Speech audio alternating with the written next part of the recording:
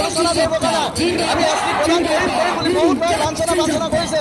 আজি মৰাণ ৰাইজ ওলাই আহিছে আৰু এনেদৰে আমি অনিৰ্দিষ্টকালীনভাৱে ওলাই আহিম, আমি অৰ্থনীতি অৱৰোধ কৰিম।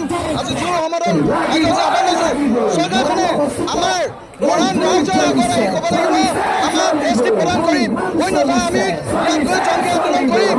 আৰু আজি আমি যেনেদৰে জোৰ সমদল কাৰ্যসূচী আমি লৈছোঁ, কিন্তু অন্য দিনত জুই বাদলি মৰাণত কষ্ট হ'ব নহ'ব, তেতিয়া কিন্তু জগৰীয়া চৰকাৰখন হ'ব, আমি নহওঁ। হ'ব বিজেপি চৰকাৰ, আমাৰ অসম চৰকাৰ হ'ব, হিমন্ত বিশ্ব চৰকাৰ হ'ব, কিন্তু ইয়াত মৰাণ জনগণক ধৰি লাভ নাই।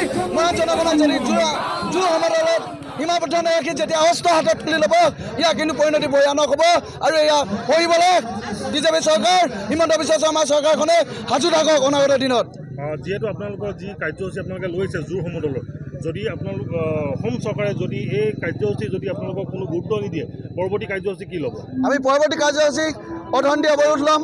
সীমানতো যদি অৰ্থনীতি অৱৰোধতো যদি আমাক এছটি প্ৰদান নকৰে, তেন্তে তাৰ পৰিকল্পনা কিন্তু চৰকাৰখনে ভুক্তভোগী হ'ব লাগিব।